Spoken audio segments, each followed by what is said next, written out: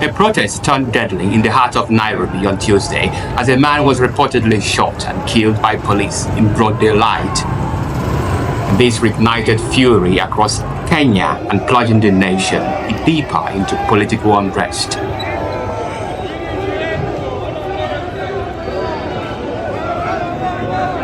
The shooting, captured on camera from multiple angles, has sent shockwaves across the country and beyond. It all started as citizens poured into the streets demanding justice for Albert Ojwang, a 31-year-old teacher and popular online activist who died in police custody earlier this month under suspicious circumstances. Police had claimed Ojwang committed suicide, but an independent autopsy later revealed he had been beaten to death, a finding that forced Kenya's police chief to apologize publicly. Still, the apology came too late. Public trust, already hanging by a thread, completely collapsed. The president, the buck stops with the president. When something like the murder of Ojwang and very many others have happened, the president is supposed to call those who are concerned to either take action or leave. He is actually supposed to demand their resignation. On Tuesday, demonstrations escalated as citizens marched with placards reading, "Stop killing us" and "Justice for Ojwang." Protesters chanted slogans, waved Kenyan flags, and called out names of past victims. The capital city was tense, raw with grief and anger. The police are the criminals. They are allowing the criminals to terrorize people, common people. This is a government of criminals, murderers.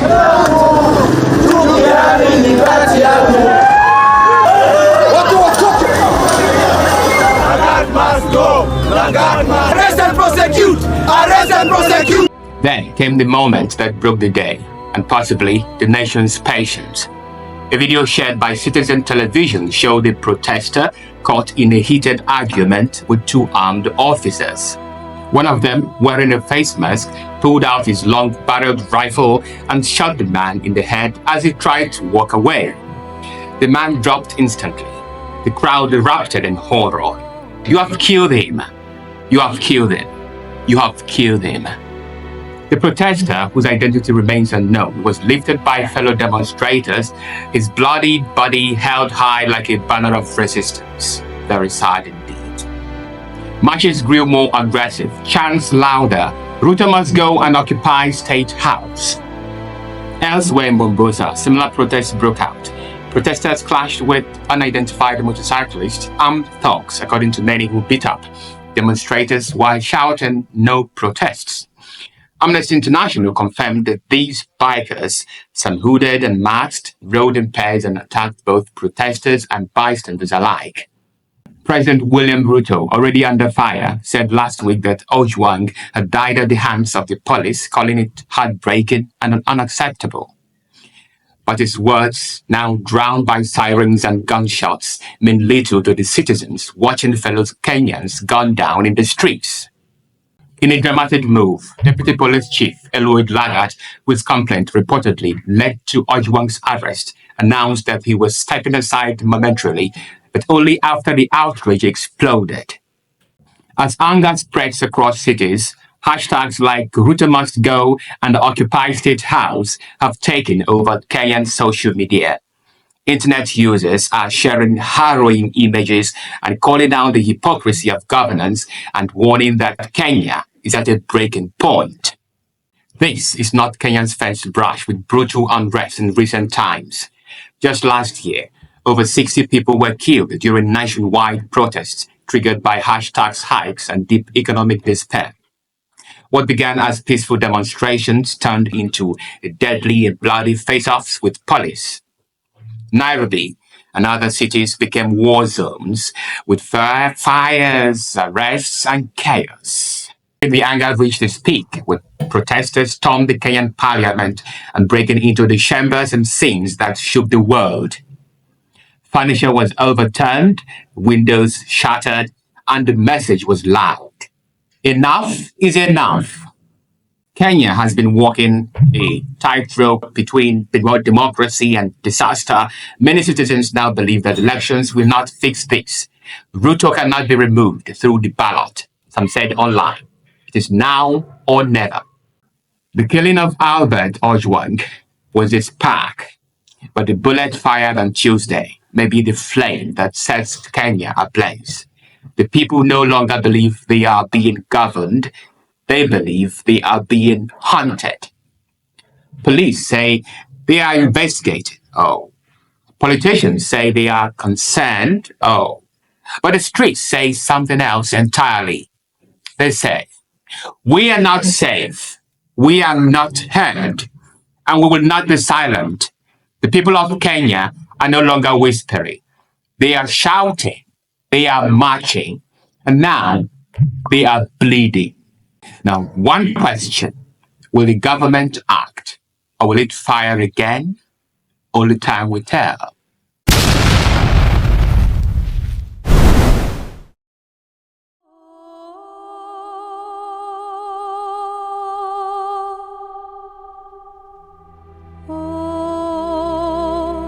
The other day, I was wondering, the president is telling the young people that why are you not applying jobs abroad? Why can't he go and apply to be the president of the United States and leave Kenya so that we can have a president who is proud to generate jobs for us here in the Republic of Kenya, Trevor?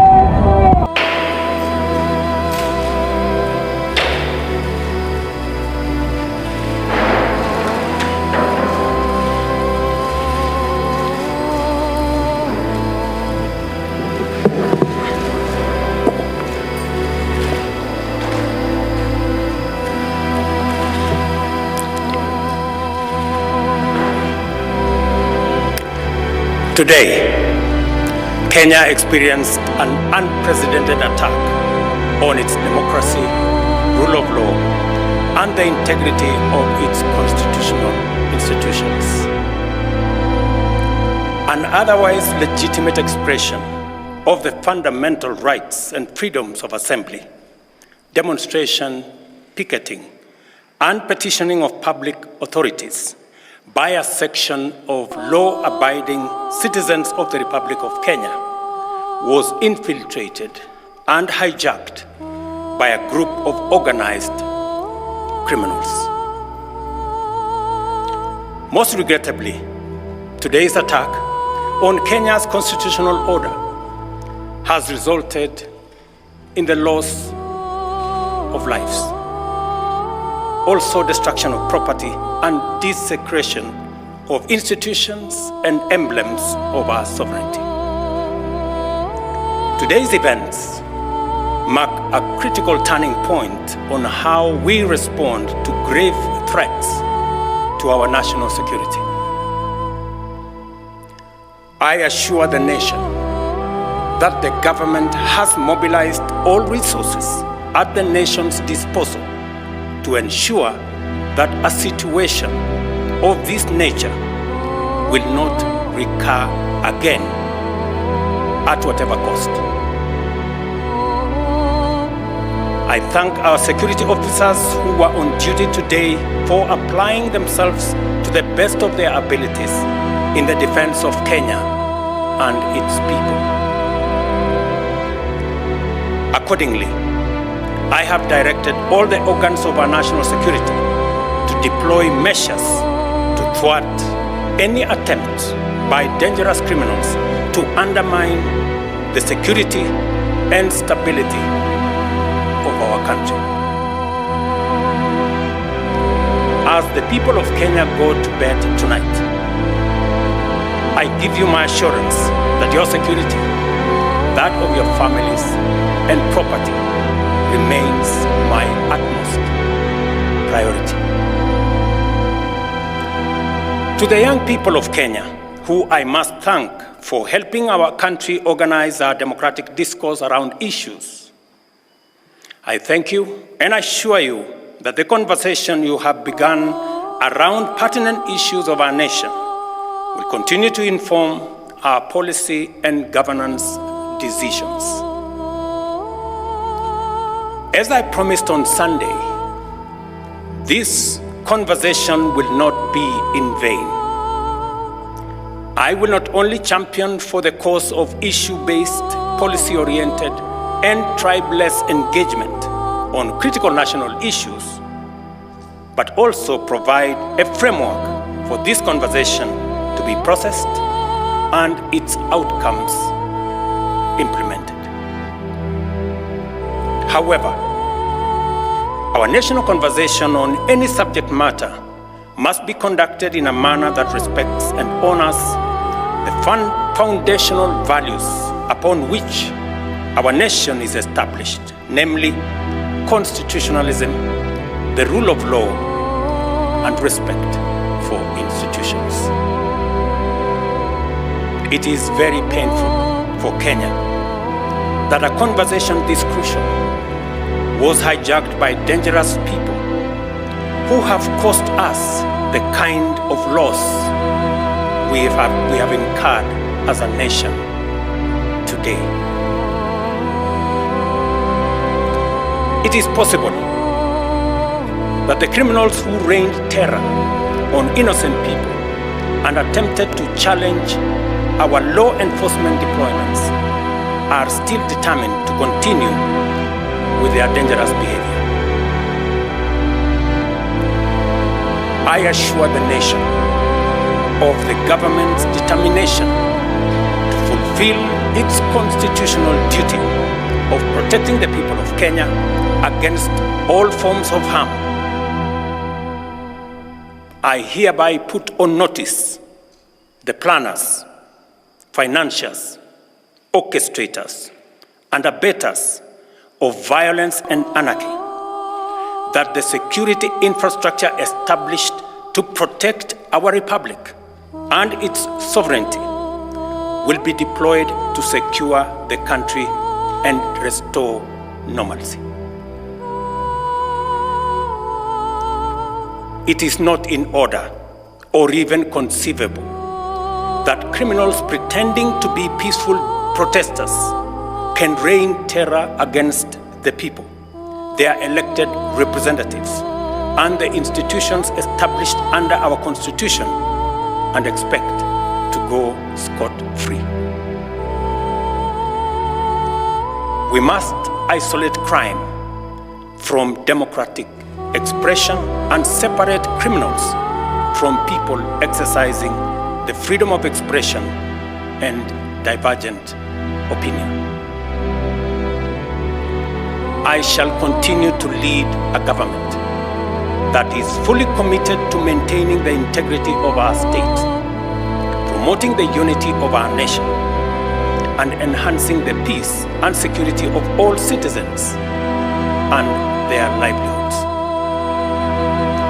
I am bound under sacred constitutional mandate to respect, uphold, and defend the Constitution of Kenya, which declares that all sovereign power belongs to the people, and that this power shall be exercised only in accordance with the Constitution. The government will therefore uphold its constitutional mandate to secure our nation and its development, and shall treat every threat to national security and the integrity of our state as an existential danger to our republic. Accordingly, I assure Kenyans that we shall provide a full, effective, and expeditious response to today's treasonous events. Thank you.